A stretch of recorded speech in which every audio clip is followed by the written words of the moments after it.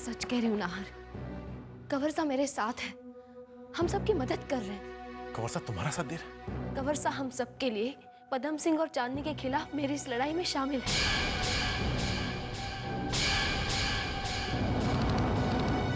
कैसी लड़ाई? जब मुझे भाभो से पता चला कि आपके अपने घर में पदम सिंह और चांदनी आप लोगों के साथ नौकरों से भी बुरा बर्ताव कर रहे हैं, तभी मैंने फैसला कर लिया कि कुछ ना कुछ करना होगा।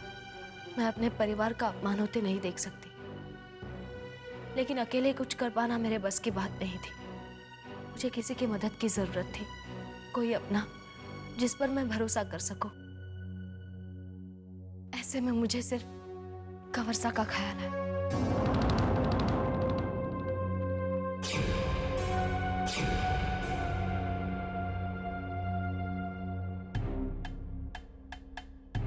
मैं एक मौके की तलाश में थी और मौका जल्दी ही मिल गया।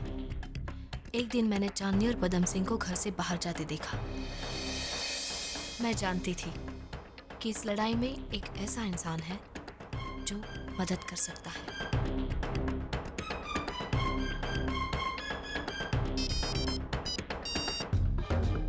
अरे सनैली जी, आप आज हमें याद कैसे किया? आप फौरन घर के बाहर चले आइए और याद रहे किसी को इस बात की भनक ना पड़े। जी लेकिन कंवर साहब, ये वक्त सवाल पूछने का नहीं है। आप जल्दी से बाहर आ जाइए, मैं आपका बाहर इंतजार कर रही हूँ। जी ठीक है।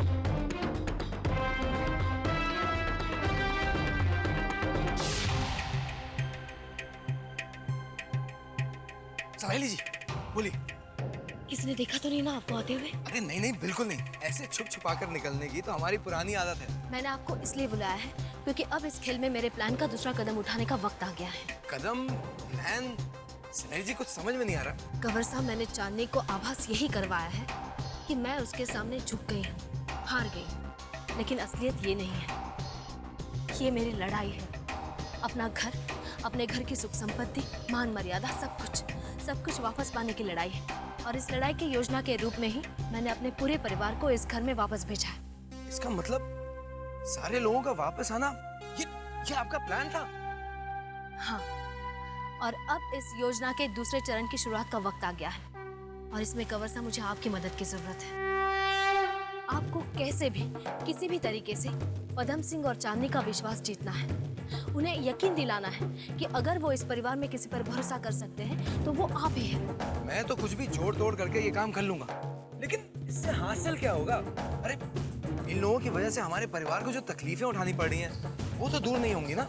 होगी कंवर साहब, जरूर दूर होगी। शायद कुछ वक्त तक इस जुल्म को सहन करना पड़े इस परिवार को, लेकिन अगर माताजी महाराज की कृपा रही और आपने साथ दिया तो ये दर्द और अपमान के बादल जल्दी छट जाएंगे।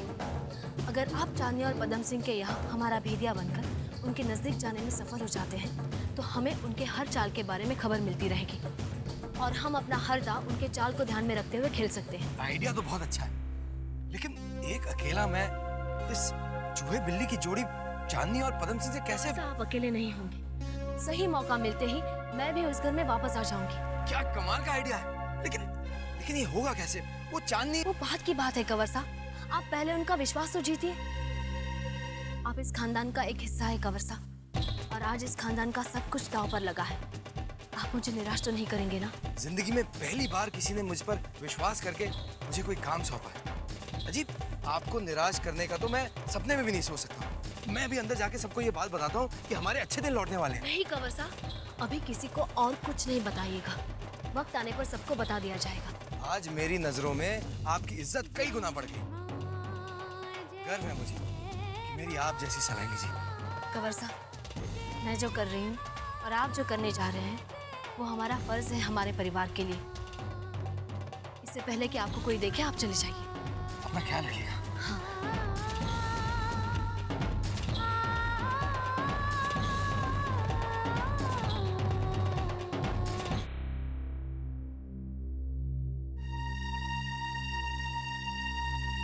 मैं जानता हूं मैंने जो पाप किया है वो माफी की नहीं, सजा के लायक है।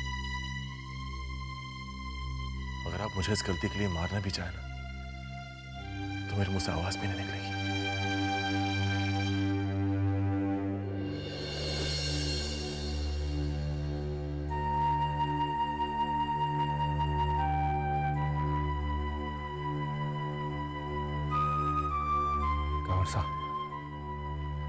सलोनी की बात को सुनने के बाद मैं तो बस यही कहना चाहता हूँ कि हम बहुत शर्मिंदा है कि हमने आपके साथ इस तरह का सलूक किया। प्लीज हम दोनों को माफ कर दीजिएगा, हमसे बहुत बड़ी गलती हो गई। अरे और कितना शर्मिंदा करेंगे आप लोग मुझे भाई साहब। लोगों ने तो साथ में बैठकर एक ही थाली से खाना खाया। राजपूतों में इसका मतलब होता है कि हम लोग एक ही परिवार का हिस्सा हैं।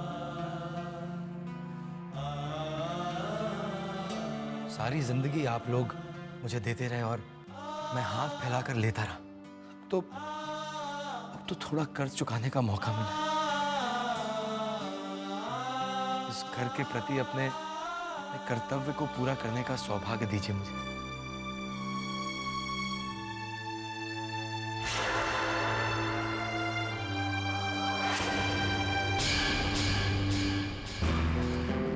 अरे ये क्या सभा बुलाकर रखी है? कोई काम वाम नहीं है क्या आपको? जानते नहीं क्या कि इस तरह पूरे परिवार को चोरी छुपे इकट्ठा होकर साजिश करने की इजाजत नहीं है? देखिए ना निर्दाता, लगे हैं ये सब के सब अपना यहाँ पे पंचायत बिठाने में। अरे कुछ भरोसा नहीं कर सकते इन सब लोगों पर। इन लोगों की तो गुपचुप साठगांठ चलती रहती है माईबा। अरे तो अपने अंगूठे के नीचे दबाकर रखना चाहिए, वरना सर पर बैठ जाएंगे ये एहसान फरामोश कहेंगे। चलिए जाइए जाइए, कमरे में जाइए आप लोग।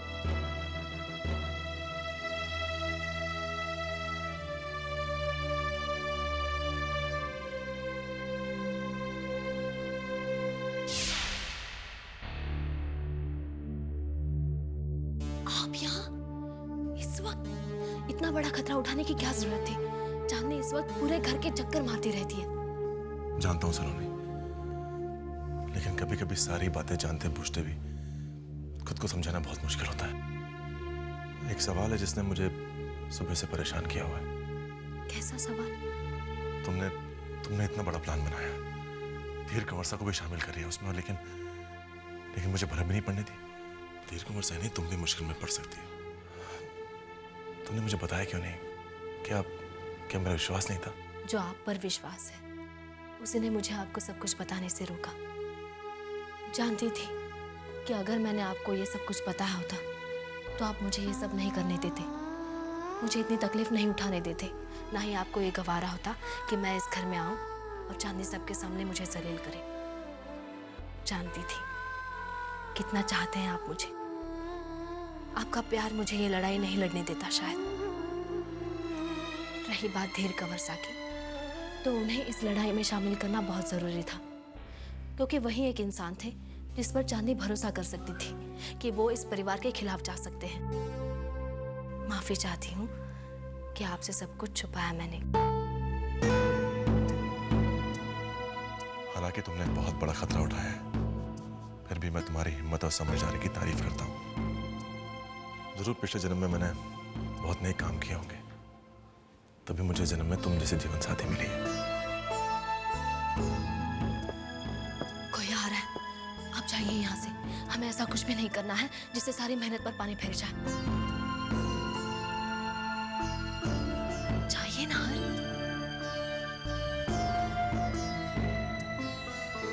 ठीक है।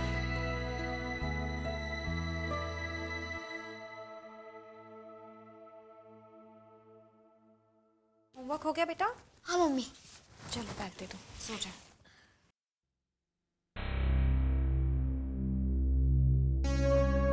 वो जरा देखने आ गया था, ये सब कुछ ठीक ठाक तो है ना? सब ठीक है। ईशान बेटा, आप सोए नहीं अभी तक? पापा, मैं आपके साथ सोऊंगा। सोएंगे बेटा, बहुत जल्द सोएंगे। लेकिन अभी मुझे जाना होगा। अब पापा को बहुत सारे काम करने हैं ना। चलो ईशान, बहुत देर हो गई है, ब्रश करके सो जा। हाँ सुनिए, मैं माफी चाहती हूँ। आज मेरा भी सर गर्व से ऊंचा उठाए धीर। दिल करता है कि ईश्वर का धन्यवाद करूं कि उसने मुझे आप जैसा जीवन साथी दिया।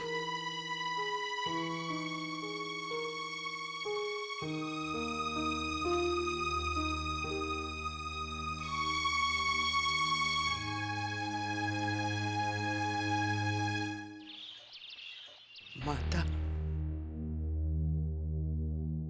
क्षमा करना जो आपको आज भी आपके उच्च स्थान पर विराजमान नहीं कर पाई। ये बुढ़ी बड़ी लाचार है माँ।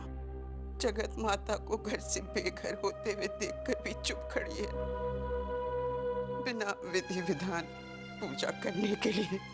क्षमा कर दे माँ, क्षमा कर दे।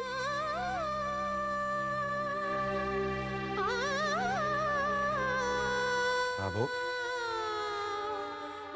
अरे पूछ लीजिए इन आंसुओं को और इन्हें उस खुशी के मौके के लिए बचा के रखिए जब माता की मूर्ति सही जगह पर प्रतिष्ठित होगी। ऐसा बहुत जल्द होगा बाबू, ये मेरा वादा है आपसे।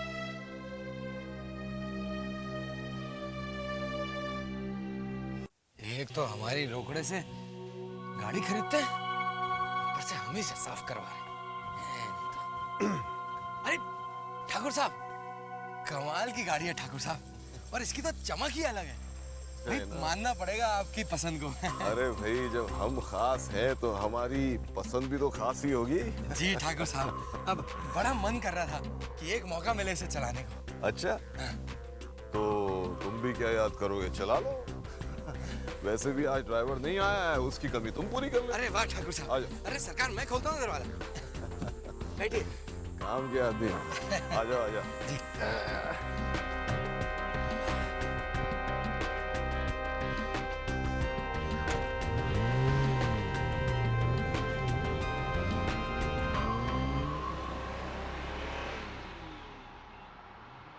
ये गाना सुन। हाँ सरकार, सुनाइए। केसरिया बालमा, सरकार क्या आवाज है आपकी। पधारो मार देश देश रे, गरबा। पधारो मार देश केसरिया। अबे ये क्या कर रहा है बे? इस तरह से कोई ब्रेक मारता है क्या? अरे सरकार वो देखिए ना।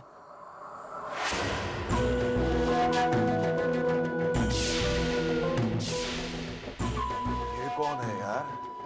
कोई अघोरी बाबा लगते हैं सरकार। कौन बजा?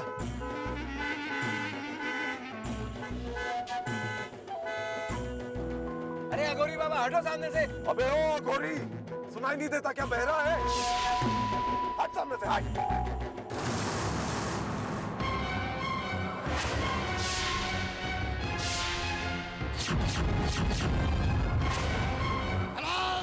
निरंजन, अरे मूर्ख, क्या अघोरियों से बात करने की तमीज नहीं है?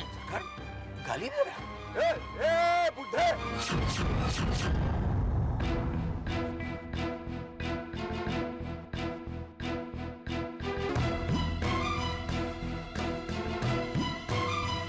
क्या है? बीच रास्ते में खड़े हो और तमीज की बात करते हो। इतनी बड़ी गाड़ी दिखाई नहीं देती? इतनी 10 बार हॉर्न बजाया, वो भी सुनाई नहीं देता? अरे मूर्ख, किस बात का घमंड है तुझे? दौलत का, अपने रुतबे का, अपनी इस गाड़ी का? जिस गाड़ी में बैठकर तू इतना इतरा रहा है ना, वही गाड़ी तेरे काल का कारण बनेगी। अरे निरंजन! अरे बाबा। अरे जाओ जाओ और बाजू से जाओ। अरे नहीं नहीं ठाकुर साहब, ये अघोरी बाबा हैं। अरे इनकी जुबान से जो निकल जाता है वो सच हो जाता है। आप माफी मांग लीजिए उनसे। अरे नहीं यार, मैं उससे माफी मांगूंगा? मैं नहीं मानता ये सब भविष्यवाणियों को। कड़का था, अभी मुंह पे 4 पैसे मारे होते तो दुआएं देता, ऊपर वाला ये करेगा, ऊपर वाला ये करेगा। चल अभी। माफ कीजिएगा हुक्म, लेकिन कहीं उनकी कहीं बात सच निकल गई तो। अबे कहा ना ये सब बकवास है। सरकार, चल जल्दी बैठ। सरकार मरवाएंगे आप। अरे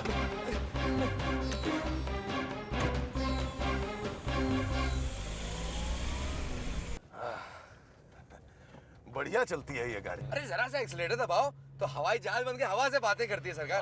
जरा सा भगाओ क्या? अरे भगा भगा, वरना पता कैसे चलेगा कि कितना भागती है? अरे सरकार क्या बात बोल रही है। और तेज और तेज। अरे चल और तेज चला। अरे सरकार आराम आराम से सरकार। नहीं नहीं, तेज चला। हाँ सरकार। अबे ये क्या कर रहा है? ब्रेक नहीं मार सकता क्या? अरे सरकार ब्रेक लगी नहीं है क्या? कुछ भी कर यार। अबे अबे पहले गाड़ी नहीं चलाई क्या? गाड़ी तो बहुत चलाई है, लेकिन बिना ब्रेक की गाड़ी नहीं चलाई सरकार।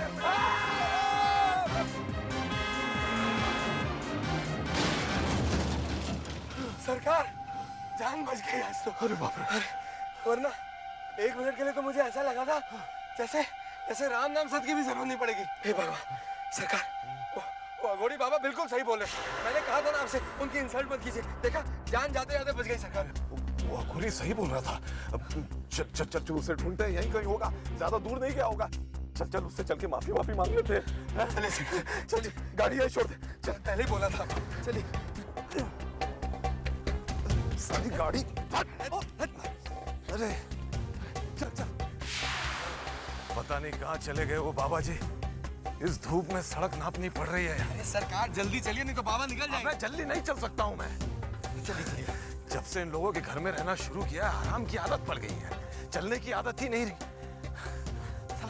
अरे बाबा, सरकार, बाबा आइए आइए, चलिए चलिए। बाबा जी, बाबा जी, बाबा जी, बाबा जी, बाबा जी, अरे बाबा जी माफ कर दीजिए। बाबा जी, बाबा जी माफ कर दीजिए। बाबा जी, आप बाबा जी, बाबा क्या है? बाबा आप कमाल है बाबा। अरे आपकी आपकी आपकी कई भविष्यवाणी बिल्कुल सच साबित हुई। हमारी जान जाता है बची बाबा। मुझे माफ कर दीजिए बाबा जी। मुझसे क्या माफी मांगता है? अरे माफी तो उस माँ से जाके मांग जिसका तूने अपमान किया है। अरे मूर्ख, अभी तो तेरे पतन की शुरुआत है। आगे आगे देख क्या होता है। देख कैसे बर्बादी का वज्र तेरे माथे पर गिरता है। जी मैं कुछ समझा नहीं, जरा खुल के बताइए ना।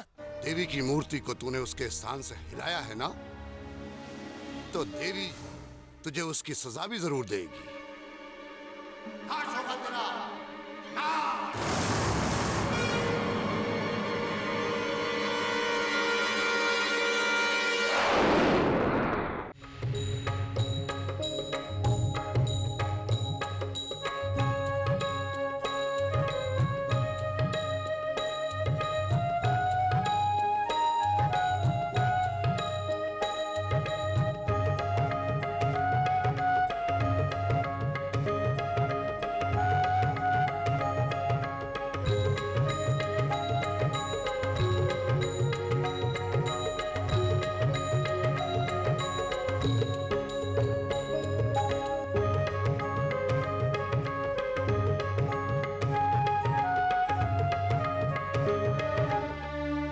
मुझे क्षमा कर देना माता। मैंने आपका अपमान किया। बाबा जी आइए, आपको अपनी हवेली दिखा दो। चलिए।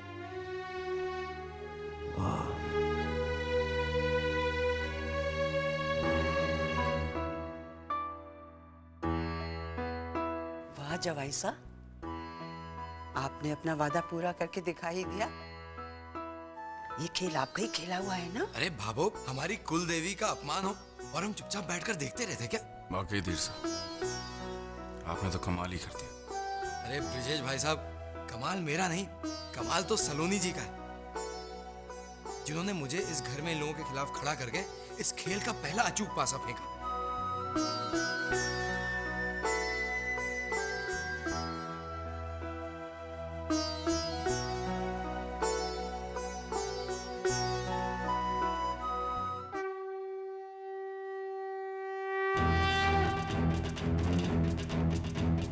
जय जय दुर्गे, जय जय दुर्गे, जय जय दुर्गे, जय मां दुर्गे।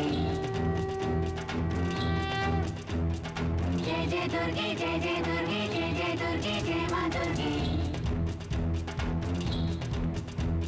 जय जय दुर्गे, जय जय दुर्गे, जय जय दुर्गे, जय मां। आज तक इस घर में हमारे साथ नाइंसाफी होती रही जय जय दुर्गे, जय जय दुर्गे, और हम सब चुपचाप सहते रहे।